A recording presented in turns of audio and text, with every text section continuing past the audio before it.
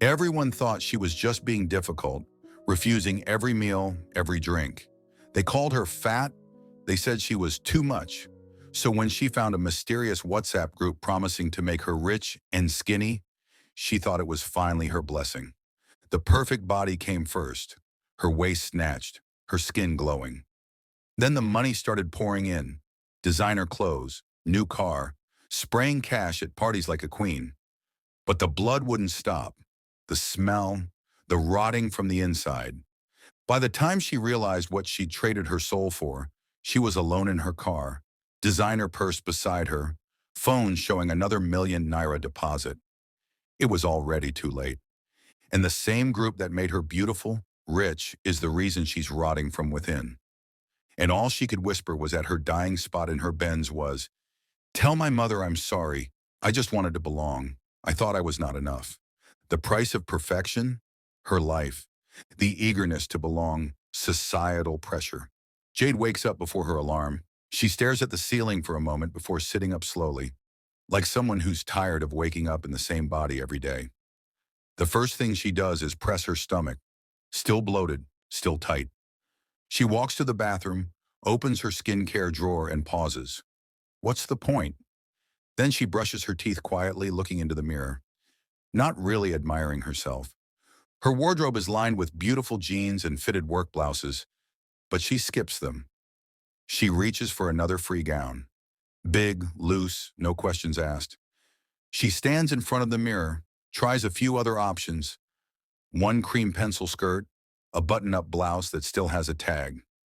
Each time she holds it against her body, frowns and drops it. Eventually she picks the gown again.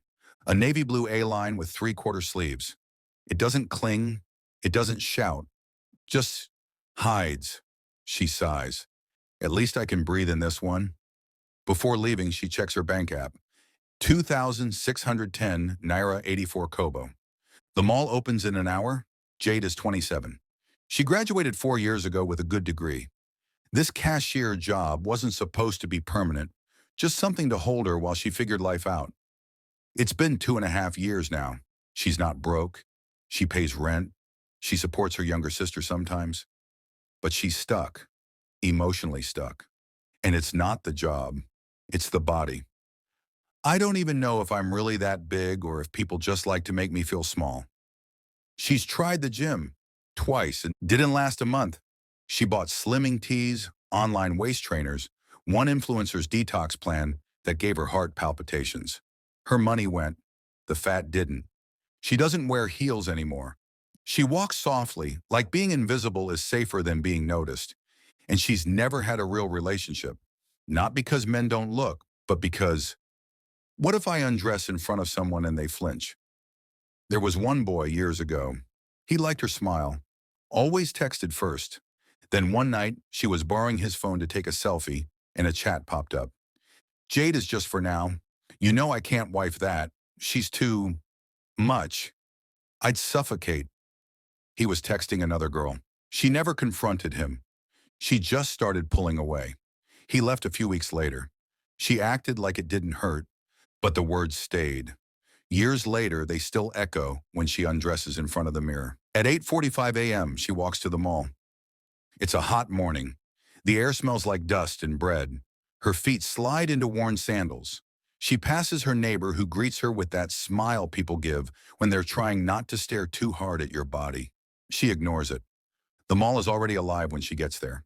Vendors unloading cartons, security guards whistling, and the soft smell of meat pies from the food court. She walks through the staff gate and hurries to her booth. The moment she sits, customers start lining up. Jade adjusts her seat, tucks the loose end of her gown under her thigh, and starts attending to people. Old women, young girls, loud men, quiet mothers with restless kids. She keeps her smile short, her voice polite, no jokes, no opinions. Until one woman, in a tight yellow blouse and sleek wig, pauses and stares at her. "Are you okay?" the woman asks. "Your face looks puffy." "I'm fine, Ma," Jade replies softly. "Oh, okay, just asking. There's some swelling around your eyes. Or is it just fat?" Before Jade could reply, the woman placed her crate of eggs on the counter too quickly. They tumbled off the edge, yolks everywhere. Serve you right, Jade thought. Maybe next time you'll mind your business. But out loud, she said, sorry, Ma, and bent down to help her clean it. The woman didn't apologize for the comment. She barely looked embarrassed. Jade smiled faintly, but her hands were trembling. By 12:30 p.m., it was break time. Lily and Dinma walked over, holding lunch packs. Dinma leaned over her shoulder. Jade, let's go eat. Leave me a beg. I'm fasting, Jade muttered. Lily raised a brow. You're fasting again? Dinma scoffed as she opened her food. Please, why would she eat when she's already carrying a whole bakery inside her stomach? Jade froze. Lily rolled her eyes. Dinma, stop it. You're not even that slim yourself. Dinma laughed. At least my shape is my own. Let Jade remove that extra puff jacket under her skin first. Lily snapped. You people just open your mouths and talk anyhow. Jade, let's go.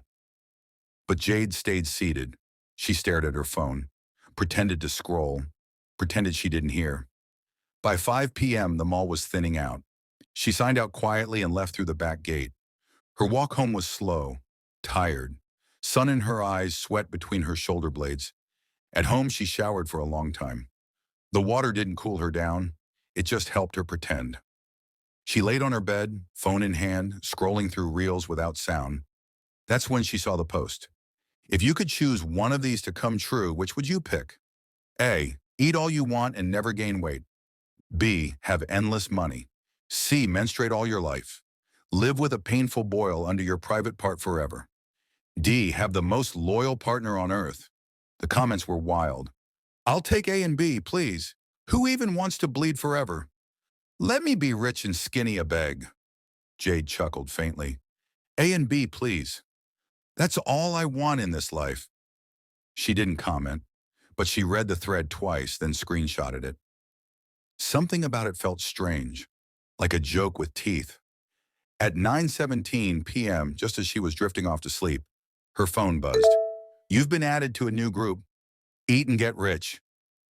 But what Jade didn't know, what none of them knew, was that the bad option everyone laughed at, and no one picked, was going to be their reality.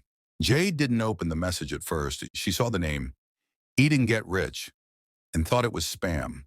Probably one of those random broadcast groups where people sold waist trainers or posted fake giveaways. She muted it, turned her face into the pillow, tried to sleep, but sleep didn't come. Her mind kept going back to that post. A. Eat all you want and never gain weight. B. Have endless money. C. Menstruate all your life. Have a rotten private part forever. D. Have the most loyal partner on earth. The way people joked about the C option so casually. One comment kept ringing in her head. Who even wants to bleed all their life, a beg? Jade didn't comment, but in her heart she had whispered, A and B, that's all I need. Was this some weird coincidence? Curious, she unlocked her phone again and tapped into the group. The first few messages were chaotic. People introducing themselves, sending random stickers, asking confused questions. Please, what is this group about? Is this another investment thing? They added me but didn't say anything. Then the admin dropped a message. Just one. Welcome, stay attentive.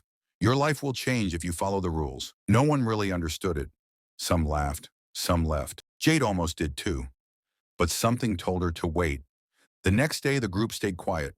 No noise, no spam, no ads, just stillness. At 11 p.m. that night, she checked it again. Someone had shared a short paragraph. I used to cry over my weight and my wallet. Now both are under control. Thank you, Ma. Rose, 23. Then a voice note followed. Soft, calm, female. Those who mock you today will kneel tomorrow. Let them laugh at your pain. They won't survive your power. No name, no follow-up, just silence again. Jade stared at her screen. There were no links to buy anything, no products, no registration. And somehow, that was worse. If it had been an obvious scam, she could have blocked it. But this felt like an invitation. She didn't tell anyone. Not Lily. Not even her younger sister. She just kept watching. At work the next morning, Jade was quiet. She couldn't stop thinking about the group, about the woman's voice, about how she said your pain, like she knew it firsthand. Customers came and went. One man snapped at her for calculating his bill wrong. She apologized twice, even though it wasn't her fault. Her manager walked by and said, "Jade, smile small. You're scaring people." By lunch break, she couldn't eat. Dinma said something snide about her fasting again. Jade ignored it. At home that night, she took off her gown, stood in front of the mirror, and pressed her stomach again. Still bloated, still the same. God, please, let this be the thing that works. Just once. The next evening, the group buzzed again. Orientation holds Saturday. Physical meeting only. Come clean. Come hungry. Come alone. Jade stared. Then a message came directly to her inbox. From the administration. Your slot is confirmed. Wear black. Don't eat that morning. Location drops Friday night. Her heart began to beat fast. She wasn't sure how they picked her. She hadn't even said anything in the chat. She typed a reply, then deleted it. She typed again. Please, what is this about? No response. At work, she started looking at people differently. The slim girl buying salad. The man eating cake without care. The woman with perfect curves trying on a 68,000 naira blouse. Were they all just born lucky? Did they know what it felt like to suck in your stomach before standing up? To smile while your body was mocked for being too much? When she got home that night, she couldn't help herself. She searched for the group on TikTok and YouTube. Nothing. Google? Still nothing. Was it a cult? A wellness brand? A rich people joke? No answers. But the location dropped on Friday evening, in a state on the outskirts of town. Not far from the city, but quiet, clean. She stared at it for 10 minutes, then packed her bag. She woke up on Saturday before 6 a.m., wore a long black gown, no perfume, hair packed neatly.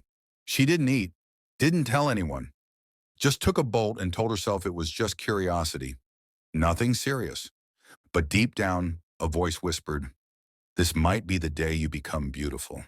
The estate was quiet. Tall gates, manicured lawns, uniformed security guards with walkie-talkies. Jade stepped out of the bolt and looked around. Everything was clean, organized, too perfect. She adjusted her black gown, wiped her sweaty palms, and followed the directions on her phone to the meeting venue. A glass building that looked like a private office space. At the entrance, a woman in a body-hugging green dress checked her name on a tablet.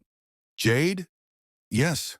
You're expected. Please go in." The room smelled like air freshener and rose oil. It was large, like a conference hall, with soft music playing from hidden speakers. There were mirrors everywhere, shining floors, and scented candles placed neatly on the corners. But it wasn't the room that caught Jade's attention. It was the women. About 10 of them, seated or standing near the marble table in the center. Each of them looked like they walked out of a magazine. Tiny waists, smooth skin, expensive wigs, flawless makeup. Some were laughing softly. Others were typing away on iPads or scrolling through the latest iPhones.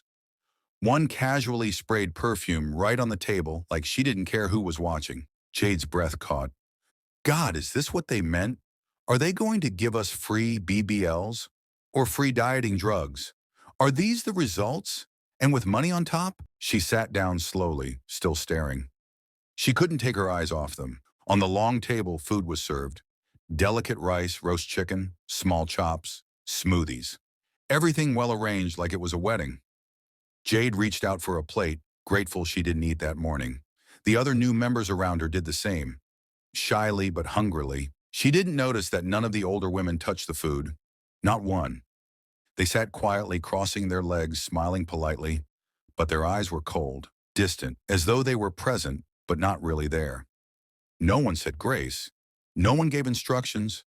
Just a soft voice from the back that said, "Eat, it's yours." Jade finished her food and sat back.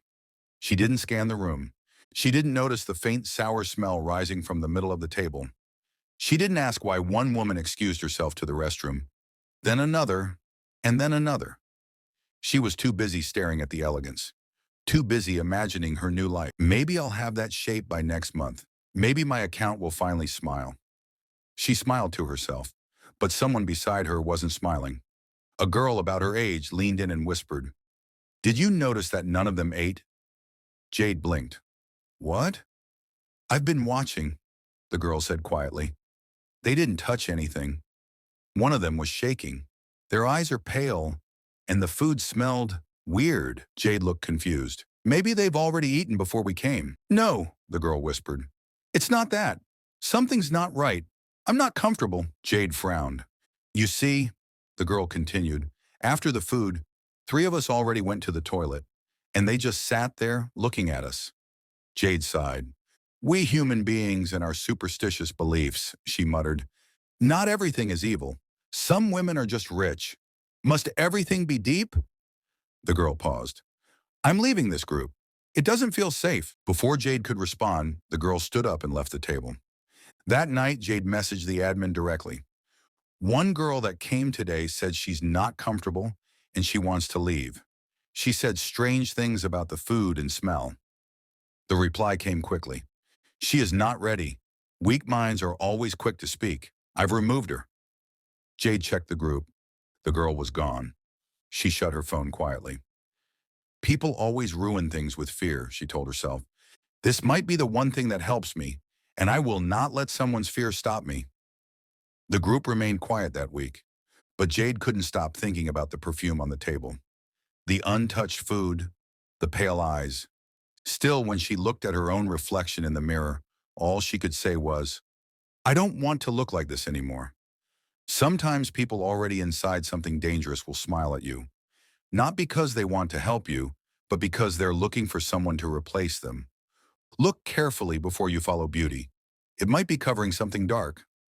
Jade sat quietly in her room, staring at the message on her phone. You're ready for the next phase. Please report to the address below tomorrow morning. No pain, just a simple process. She reread it 5 times, her thumb hovering above the screen. Her heart was racing, but not in fear. It was something else. A strange excitement. They had changed her reflection. They had spoken gently in that group chat, like people who understood pain in ways the world didn't. And now they wanted to see her, in person. Simple process, she whispered aloud. Just blood, maybe. She turned off her data, changed into plain jeans and a top, then went to bed early. The next morning was cloudy. Jade didn't tell anyone where she was going. The address led her to a white glassy building hidden in a quiet part of Lekki Phase 1. No signboard, no name, just tinted glass and the hum of an air conditioner. She hesitated before knocking. A woman opened the door. Tall, caramel-skinned, spotless face, sleek braids. Her eyes were cold. You're here. Sit. Jade stepped into the white lobby. It smelled of mint and steel. She sat on a leather couch and looked around. No nurses, no receptionist, no sound, just soft air conditioning and silence. The woman walked over with a silver tray. No paperwork, no questions. We're just taking a bit of blood, she said, tying a tourniquet around Jade's arm. Jade flinched. That's all? The woman smiled slightly. That's all. You're special. She slid the needle in expertly. The blood flowed. 2 small vials. Done, she said, applying a cotton pad and taping it down. You'll see results very soon. And she did. By the end of that week, Jade's body had transformed. The bloating vanished. Her waistline looked like it had been carved. Her cheekbones lifted, skin glowed like silk. Even her posture changed. People stared longer. Then the money came. 500,000 naira, just like that. A silent deposit from an unknown sender. The next day, someone delivered a perfume worth 100,000 naira to her counter at work. She didn't order it. Then came clothes from a vendor she had only ever admired. Still no names.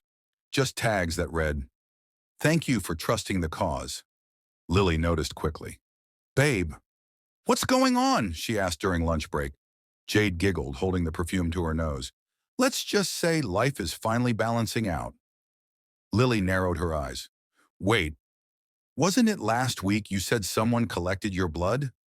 Jade shrugged, still smiling. "Now you're glowing, rich, and skipping meals?" Jade rolled her eyes. "You people love drama." "Number, I'm serious," Lily pressed. "You haven't eaten in 3 days, I swear, and you're not even hungry." "I'm on a detox." "You've never detoxed before." Lily, Jade said, voice firm. Not everything is Yahoo or hookup. Maybe God just remembered me. Lily leaned in. Who takes your blood for free and starts changing your life overnight? It doesn't make sense. But Jade didn't reply. Her phone buzzed again. Another alert. 200,000 naira. Her fingers trembled a little. That night her mother called. Jade, I had a dream, her mother said gently. You were driving a car, wearing red lace. People were clapping. But then, there was this black smoke behind you, like something was hiding. Jade pressed her forehead. Mama, it was just a dream. Dreams warn, her mother replied. You're not doing anything wrong, right? No, Mama, because I raised you better. I know, Mama. But her hand wouldn't stop shaking. The next day, a boutique downtown offered her a job. 350,000 naira monthly. She didn't apply. They said they heard about her. Hours were flexible. Environment was glamorous. She said yes. Then a brand new Toyota Corolla was delivered outside her compound gate with no sender name. Just a handwritten note. You're doing well. Keep going. That night it began. She woke up to sharp, twisting pain in her stomach. It felt like glass, like metal. She screamed, not loud but deep. She couldn't even call for help. Blood poured out of her. Not the normal kind.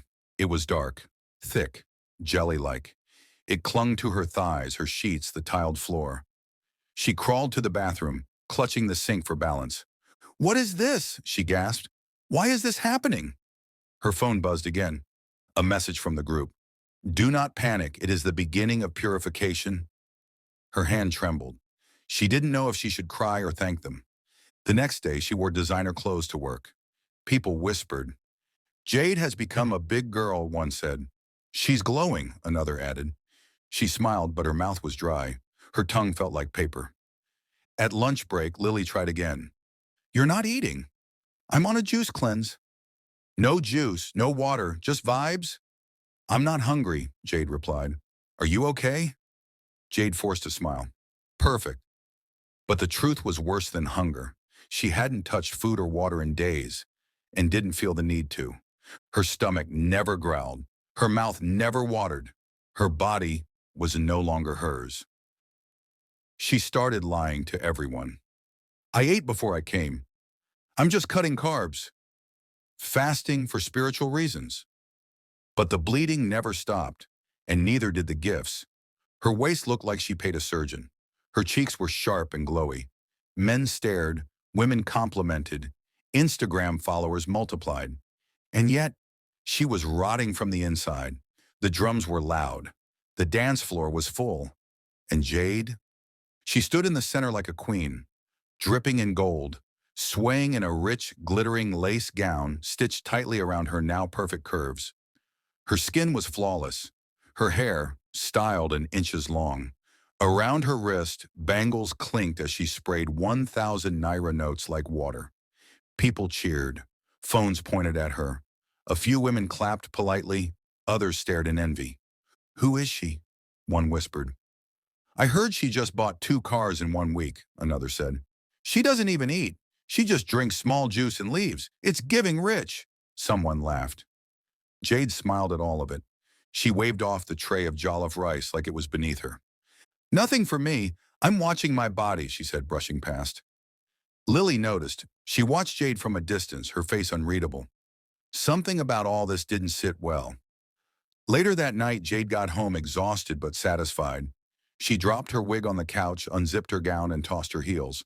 She glanced at her phone. Her balance had just increased again. Another 450,000 naira dropped from nowhere. But then, she froze. Something wet was dripping down her thigh. She looked down. There was blood, not just blood, a thick, dark discharge. And then came the smell. A sour, rotting, almost metallic odor filled the room. She rushed to the bathroom, flicking on the light, trembling. What is this? What is this? She wiped, cleaned, but it kept coming. Her underwear was soaked. Her towel was ruined. Her thighs sticky again. Then the cramps hit. Sharp, twisting, tearing. Not like before. This felt like her insides were being pulled apart. She screamed. She dialed the number from the WhatsApp group. No reply. Another number. Blocked. She messaged the admin. No response. The group was gone. Deleted. Jade threw on a hoodie and rushed out. She could barely drive straight. Her seat was damp, her body shaking. Her phone kept buzzing, but she ignored it.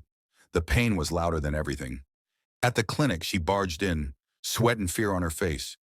But when she entered, everything fell silent. She recognized them immediately. Those perfect-looking women from the group. Their hair still laid, their skin still glowing, and their eyes cold. Watching her like she was nothing more than a stain on their floor. No words, just silent disapproval. She asked them, begged them, "Please, help me. Something is wrong with me. I'm bleeding. Something is coming out." But they didn't move. One of them tilted her head and said almost softly, "You were warned." Then a man, someone from the back room, walked in and stared at her like a problem.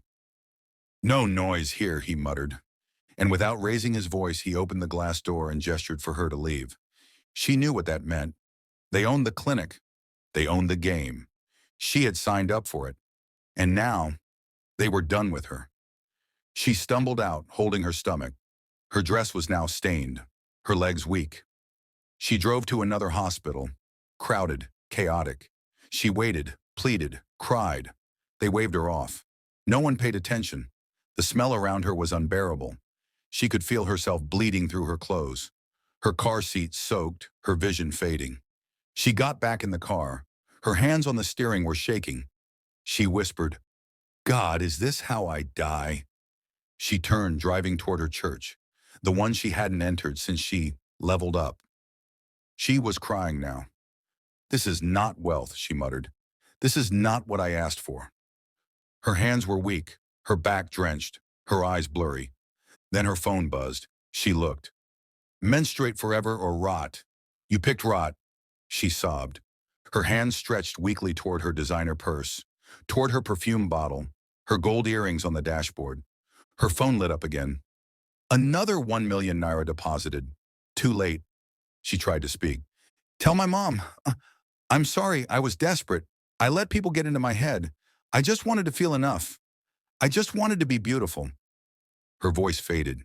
A memory flashed. Of her first heartbreak, when she overheard her ex say she was just someone to manage until better came. Of the day in the office when Dinma laughed, "Why will she eat when she's that big?" Of the gym she couldn't afford, the teas that didn't work, the prayers, the nights she wore a waist trainer to sleep. Her head dropped back. The car slowed and stopped. Blood soaked the seat. Her back seat was filled with gift bags from the wedding. Her dashboard still glittered with wealth. And Jade, she gave up, right there, alone. The car reeked of money, perfume, and death. Lily arrived 30 minutes later. She had tracked her location when Jade wasn't picking her calls. She opened the door and screamed, "Jade, no, no, no, no, you were perfect. I told you, you didn't need this." She shook her friend's body. Nothing. "I told you beauty shouldn't cost your soul. I told you, oh my God." She dropped to the ground, crying loudly.